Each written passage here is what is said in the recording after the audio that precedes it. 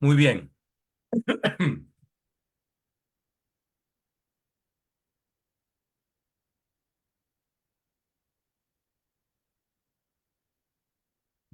Okay.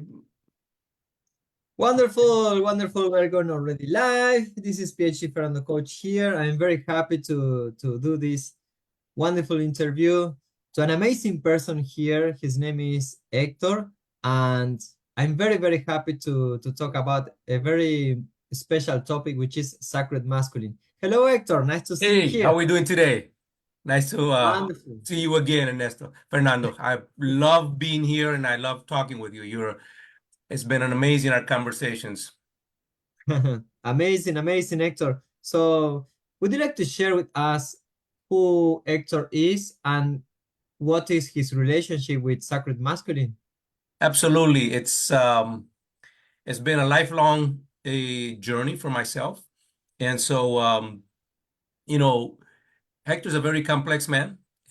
It's I've done a lot. I've been in a lot of places. I have a life full of adventures. And many travels around the world. And so, been in the military. Uh, I've raised 40 children, the foster care, adopted kids, and had two of my own. So I've done a lot of public speaking, uh, and I come from Puerto Rico. So I grew up in a time when things were transitioning in Puerto Rico from agriculture into the industrial. And then at the same time, I left Puerto Rico when I was 17 and to make my own life. Okay. So life took me through many different journeys. In the process, I became a professional boxer when I had all these children, right? And I suffered a horse-related accident that left me paralyzed. So, trying to condense 40 years of lifetime, right? That my life was just at a fast pace. I was an entrepreneur, was making all kinds of money, closing government contracts, millions of dollars, and I didn't have any need for money. It just kept coming, right? Um, and somewhere along the way, everything stopped almost immediately. Became paralyzed. I was the only source of money, so everything just shut down. And if that was enough, that was, you will go, that's pretty bad. Well, I became, paralyzed from the neck down. Then I recovered temporarily. I went back to boxing, not knowing the injury that I had. So I get punched in the neck, and then the injury got exacerbated. And and then over the next 4 years, I went down and my whole left side got atrophiated. And so, along with that, my wife left me, took my kids, falsified my signature. I lost my property. It just went more and more and more. And so, uh, I found myself in a house by myself with no support and trying to recover. Started more business, trying to recover. And eventually, I got involved in martial art. And well, not eventually. I just got involved into soft martial art because now I couldn't do boxing. I've been a martial artist since I was 5. And and so that venture helped me do some self-healing in my body, in my emotions, right? And then the more I got into soft arts, the more I understood that there was a whole lot more energy that I was not aware of. So then I got into detoxing and natural detoxing the body, healing the body. I became iridology technologist. And so, you know, my journey was me trying to recover. What was I trying to recover? I was trying to recover the person that I knew I was, but I had lost him along the way of trying to accomplish what I thought the world wanted me to accomplish, which is to make money, have a big family, and serve everybody at the expense of myself. Now, let me take you back. I'm 9 years old. I'm in Puerto Rico. There's a moment, and I'm looking up at the sky, and in the mind of a 9-year-old boy, I look up at the sky and I say, I want to be a great father just like you. Year later, my parents are getting a divorce. My dad says, you're the man of the house now. And he leaves me with 5 sisters. Okay. So I go to work, and in between school and work and doing what I thought was being the man, what was I supposed to know what that meant? You know? So I did the best I could, and my got out of it, went to the military, like I said, and um, I wanted to help and serve, and so it just made sense to me that fostering kids was a good thing. Adopting them was the next logical step, and so I developed a way of working with them that it put me in the limelight among the foster care. So I became a speaker. And then I started working with animals and doing animal therapy. And, that's how I got involved with working with traumatized horses. And so, um, but when I suffered the trauma, I didn't have anybody there. Okay. So I had to um, learn a lot of things over again. I had to do all these self therapies. That's the time that all of this, from the time that I'm 9 till, you know, I'm trying to understand, is it God that's doing this to me? Is it man? But what is man? And I've always had that question, and I've always researched it. So I've done a lot of public speaking on manhood. What is it? How to help men? You know, teaching martial art is another realm to embody this manhood.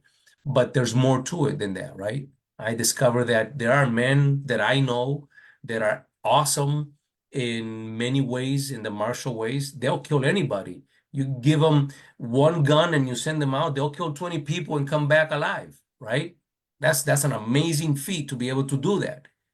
Put them in front of a woman and they break down, they don't know what to do. They become dumb, right? They're locked up emotionally. And so as I was a leader, I started noticing that many men just didn't know how to communicate. But when we're alone, we can have great conversations, and I see them cry, and I can see how they're hurting over their families and how much they love their children, but they don't know how to express it. Okay.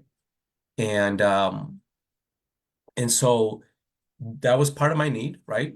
My dad wasn't there. I wanted to be a dad, and I was self-healing. And the more I look at this, we have what the system gives us, what science might explain, such as alpha, beta, right? And all these terms that they give us, but that's just putting a label and putting us in a container. So, but it doesn't explain exactly what is man. And so you have women on one side that say, I want a good man. And when I ask them, what's a good man? They don't have an answer. They just got characteristics. So over the last 20 some, like 30 years, I've been asking 2 questions to all men. What is a man? And the follow-up question is, when did you become one? And I don't know is not an answer. And when you go to that point, you start realizing that there are a lot of people who just don't have that that gift. They don't understand what it is, and we think we know what it is, and so we add, well, it's being responsible. It's the moment most of it is all about responsibility. The moment I bought a car, the moment I joined the military, the moment I had a kid, the moment I had a job, that's too small. And in my meditations, divine masculinity is what makes sense. So um, let me explain, if unless you have another question. To me, divine masculinity can be divided in 5 different um, hierarchy and archetype. So they are both an archetype, but it's also a hierarchy. So I'll start from the top. The top would be the sovereign, the king. The next one is the prophet or the priest in the mouth and in the throat. The next one, the heartbeat of the unit of power, is the warrior. The next one is the alchemist. Okay, it's in the gut. And the last one, of course, in the lower section is the lover. And so each one of them inside of a man have a power, and they have a positive and a negative. A sovereign who doesn't care for his people and does not connect to divinity is a dictator. He rules by the power. He says, I can do whatever I want because all of you are less than me, right? The prophet that doesn't have a king to serve becomes one, I don't know what to call it, one of these crazies like Jim Jones, right? Just believe in what I say and follow me, like a very religious control, or a dark shaman, right? Somebody that just does things for the sake of power. Then the warrior. The warrior is this powerhouse. The problem with the warrior is he needs to serve and he needs to have a cause, or he will always destroy, and he will destroy everything. And we can see that in the world today, right? So the warrior should never be in charge, okay? Because all we have is nothing but death. The alchemist. We know that the story of the alchemist, original alchemist, is they seem to have disappeared because they were so focused, hyper-focused on doing one thing, right?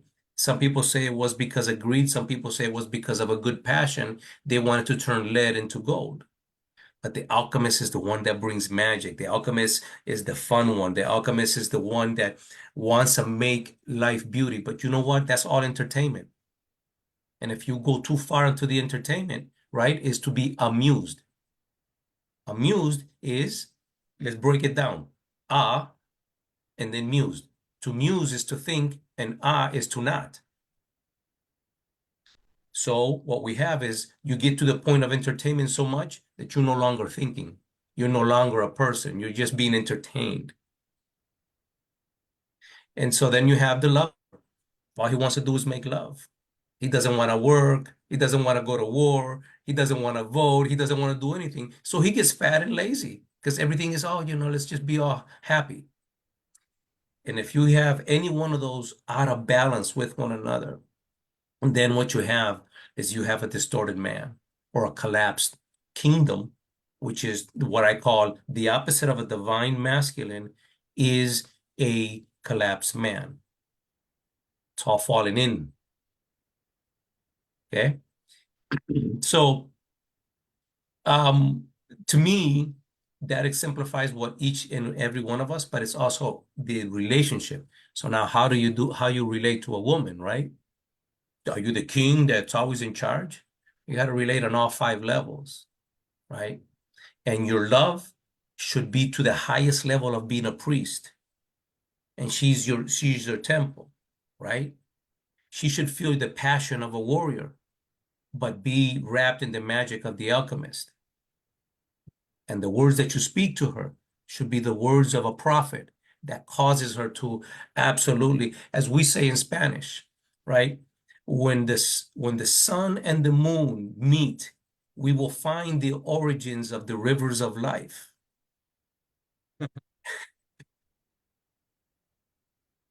So beautiful and so metaphoric.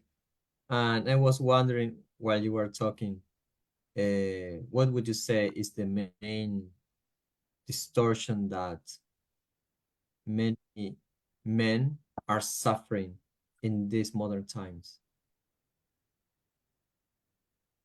Ask me the question again. What is the main The distortion? most frequent distortion nowadays is the distortion of the lover, distortion of the sovereign, or the warrior, which one would you say is the most frequent one that you see people working with you? I think we have been given a narrative in between that a man is nothing but either a lover or a warrior. And so when you see programs for men, it's all about making them stronger warriors, right? Or they want to make them magical lovers, and we call them pickup artists. Just get any woman that you want, right? And that's where they stay. And then what happens is we take the sovereign and we make it so unattainable that we don't understand what it means. And only the few, right? If they have a lot of money, what happens to these cult sovereigns? They put them wrapped around with a bunch of women and they objectify women. Mm, absolutely, absolutely. And I remember where you were talking about the question, do you acknowledge yourself as a man, and when did you become a man? And I was remembering that in ancient cultures, there's also this tradition in some African cultures and some indigenous cultures that there is a ritual for the transition when Yes, you stop to be a child and you start to be a man, right? yes, And some rituals are really, from other people's points of view, it sounds terrible, right? Such as putting your hands in a nest of right, right. of insects, and it hurts a lot, and you have to bear the suffering for 5 or 10 minutes in silence without saying nothing like this. So after you do this for those 5 to 10 eternal minutes, you become a man. For some Yes. people, for modern society, maybe looked at, oh, this is so cruel, this is so unhuman. But what's your point of view about these kind of rituals that many ancient cultures used to have and modern society doesn't? Beautiful, beautiful question. And I remember, you know this, right? We know what quinceañera is. And so most people don't know that they're not part of the Spanish culture, that when a woman goes into, puberty, what happens is she gets presented to the society as a woman. So, here we are as little kids playing with her, and we're all running around like buddies and everything else. And then the next thing you know, you don't see her for a couple of years, and you get invited to her quinceañera. And then she shows up with this incredible, beautiful dress, and you're like, what is that? That's not my friend, And I got to thinking, I thought, when do I get celebrated as a man? When, right? Because I have 5 sisters. I know that each and every one of my sisters, when they first had their first period, all my aunts, all the women would call up or show up and congratulate her. She was awarded a rite of passage, right? That marked the difference. Okay. But what for happened to me, and I don't know what happened to you, but for most boys, you get shamed. They say, oh, now you pee sweet, you stay in your underwears. Don't, right? So what do you talk? You can't, you don't have a way to express it. But back to these, to see, everybody needs acceptance, right? We need to be seen that I am approved and accepted. That's called love. And so when you don't have it, then you make it up and you find other ways, which is the reason why we have men who think that the moment that they have sex with a girl and they're boys themselves, they go, that's when I became a man. The moment I bought Mhm. a car, right? So they find a way to say, this is mine, but Mm. nobody has ever helped them understand what it means. And those societies of ancient, they did it because they had a little bit of wisdom that It was necessary. I'm not saying that the actual practices of the rites were correct, but in many African tribes, you got a choice to get your own name. In the Japanese culture, you become a servant to somebody, and then after you have served long enough, then you get to pick your own name. So they're really beautiful rites, you know. Um, and my dad did a ceremony for me when I was old, and you know, it doesn't matter how old you are; it's just beautiful to have it. I did ceremonies for my children, and I invited the community of men around me. All the men were crying. Why were they crying? I'm talking about 60-year-old men and everything else, because we need to feel approved. We need to be seen. We're right. We're a gregarious animal. We're herd animals. We are, and whether we like it or not. And so, you know, again, Hollywood has put it all as something that's spooky, wrong, or whatever, or in the military, right? They do hazing. That's a rite of passage. It's the wrong rite of passage. Yes, yes, yes, absolutely. And what's your piece of advice for those who are asking to themselves, how do I know how to become a good man? What's your piece of advice, or do you have any suggestions or any practical tips so that they move forward and they take a step forward into the manhood? It's a it's a very good question and a very complex answer. Not because the answer is not easy to find, but because people are so washed down in their belief system, right? And so there's a there are groups of men that pay women to come and hit them with whips. They pay other men to hit them. This is really big in Europe, okay? They're seeking a pathway, but to what's practical. Look, here's what's practical. You already know what good and evil is inside of you. You know that if you do something that harms somebody, you know for a fact that it's going to come back to you. Just don't do that. If you want practicality, start right there, the most basic. You don't, right? So what is that? Don't harm yourself, don't harm others, and leave a legacy worthwhile talking about. If you do those three things, you will become a man that people will want to follow. It's that simple. Don't hurt yourself. What is that? If you have a job that's killing you, you're hurting yourself. Mhm.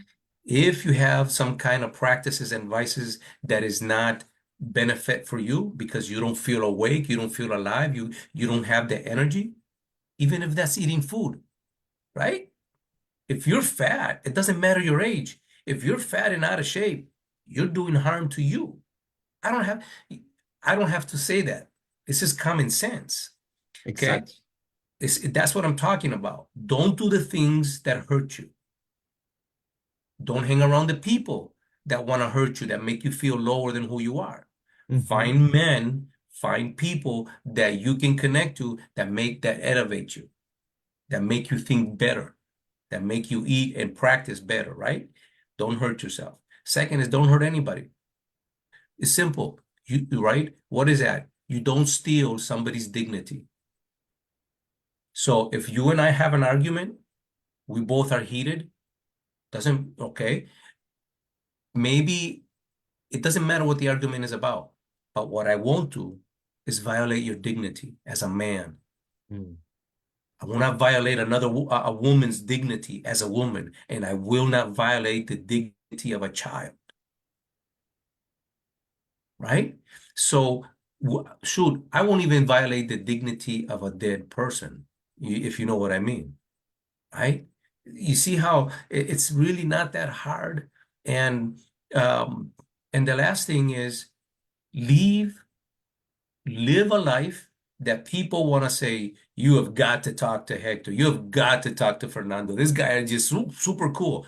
That's a legacy, right? Where you go and when you leave, people say something about you. They're always saying it. I like this Mhm. statement. I don't know if you've heard it. Everybody lights up a room either when they show up or when they leave. Yes, my teacher said yesterday, the day before yesterday, actually, that it's better to be uh, like those little tiny insects with light. I don't remember the name. Fireflies. Fireflies. It's better to be a firefly with a tiny light than to be another kind of insects that bother other peoples during the night, Yeah, right? So it's better to bring a little bit of light than being just a black insect that doesn't bring any kind of light. So absolutely. that's Absolutely. what you say. And for those men who are watching this video, and many for some women who have a partner or who know some men who are watching this live or replay, uh, how does your work with men work? For instance, do you introduce them to your program and do you introduce them to some certain kind of practices for a 10 session program? How does it work, Hector? It, thank you. So I have the five pillars of manhood that I just described, right? And then there's three major sections that relate to body, mind, and soul. And so we that's the oversight of my program, right? Um, and so what I mean by that is that again, it's difficult at times to describe it because people have a totally different understanding of what manhood is. So nowadays people are like, oh well, you got masculine and feminine, and everybody shares and back and forth, and then we got to get into an esoteric discussion about that, right? It's We're talking about different dimensions, and in different dimensions there are different rules. Okay, so um, the bottom line, the other piece is I call it the desert lion um, phase, right? And so the desert lion phase is when you're returning back to manhood. Imagine a lion that has been in the desert for many years and it just survived on little bugs and everything else. When it reaches the jungle, it has learned a lot of wisdom and now it will grow full and strong. Okay, because of the suffering that he went through. That's the another way of saying it is um, the hero's journey. The next phase is what I call fatherpreneur. And whether you are a single man or you are married, you have to understand that the way to run a family is to run it like a business, right? You have everybody has their position. We have a mission statement, a vision, values, goals, and we have board meetings and we have rewards, right? So in business, you get paid. Well, did we make more money this time? We got a bonus. Okay, well, then what do we do with that bonus? And people think that, they're like, well, that's not how you run a family. That is exactly the right way. You have an after action review every single week to make sure that everybody is running fine. And so that's what I call the fatherpreneur phase of it. And then the last one is my current page, Soul's Transcendence, right? Is the highest level when instead of us functioning and behaving to try to create performance, we are all flowing together as all individuals, regardless of your age. My son now is 37, you know what? But we still flow in that, right? And so we talk about it and we're like, okay, well then let's go surfing and let's go meet in Puerto Rico. I'm meeting with him in August and we're inviting everybody else that wants to come, be a part of what we're doing, right? That's soul's transcendence. Um, Mm. People think that you have to be a millionaire to do that, and you don't. You just gotta properly prioritize. So that's how I take people through. The first place is create a constitution. Another way of saying it, a family manifesto or a creed. And you know, I'll give you a couple pieces of mine, right? It says we are truth seekers. We esteem wisdom over knowledge. Okay. So we're not chasing just fluff. We seek the truth. So what does that mean to seek the truth? It means that I'm not going to drill you like a detective with a light in your face, right? But we Mhm. esteem wisdom over knowledge, right? There's a big difference in between the two. Absolutely. Today, you go to the web and you can find any information, but application of that information, that's wisdom. So we seek truth over facts. Facts check all you want, but facts do not speak of the truth. Truth is that which is true in the beginning, in the middle, and at the end. That's real truth. And so we also seek mastery over performance. I don't care what you did. I want to know, are you reaching a higher level, right, in your life? And are we doing this together? Do we get better every day, every week, every month, every year? That's mastery. And then, and so the other one is and discernment over blind obedience. Don't do it because I said, right? I can give you an order because I have a very myopic view of something. Just go do it. And I walk away, but I didn't see what you saw. You just, right? That's blind obedience. Now you come back, no, I did it because of this, that, and the other. Well, thank you. I didn't see that, right? Again, so you see how all those pieces come together. You didn't do what I told you to do, and I'm the father around here, and I'm your boss. No, that's performance, right? What did you learn in the process? So I helped them build something, right? It took me 20 years, literally 20 years, to build my creed because I kept changing it every time until I got it down to every word that I have is full and pregnant with meaning. And so the main part is let's build a creed, not that you're gonna borrow mine, but let's build a creed that it's a living document until you can't hone it no more. Bring your family into that. Get your wife involved, get your girlfriend involved, get your children involved, and they'll start telling you what they want in their family. You just listen.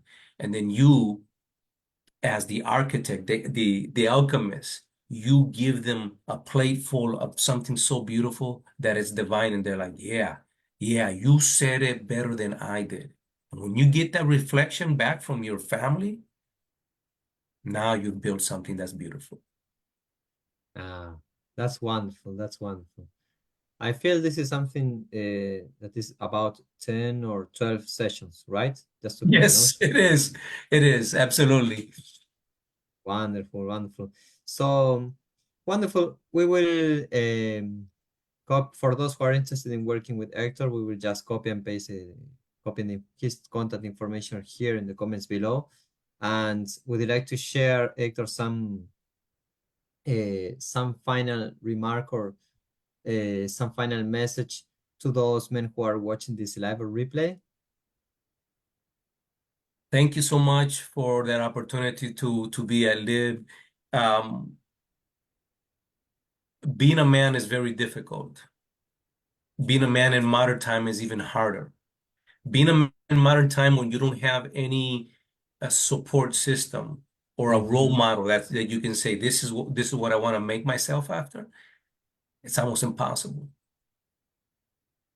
And, if you just follow the three simple steps, don't hurt yourself, don't do harm to you, don't do harm to others, and leave a legacy, meaning have dignity in everything that you do. And so um, that's the basis. Men struggle because we don't know who we are. And so there's two things I want to leave with every man to better understand themselves. One is I tell everybody, to my closest friend, we always say strength in honor, not strength and honor. There's a big difference because you can be strong and have no honor. And you can be honorable and not have the strength to protect that which is honorable to you. So you put them in the right condition and you will always be balanced. Why balance? Because men are by nature uncontrolled, the destroyers of worlds. Look at us. Look at the wars that we create. We are the destroyers of worlds. Mhm. But when that is controlled, we are the creators of worlds, right? And that is exactly where we need to find that balance. And between this dragon that lives inside of you, that wants to come out, right? And this beautiful priest, this beautiful divine person that understands and creates an environment where people are attracted to. That's the balance of manhood. And between those two, the angel and the devil that you are, how do you bring those two together? That's so beautiful. Thank you very much, Hector, and thank you for those beautiful souls who are watching this live or replay. And if you want to get in touch with Hector, just get in touch according to the contact information below this video. And I want to express my gratitude here, Hector. It has been an enlightening talk, and so, so, so grateful for that. Thank you very much, Hector. You're welcome. You're welcome. It's been a great pleasure. Wonderful.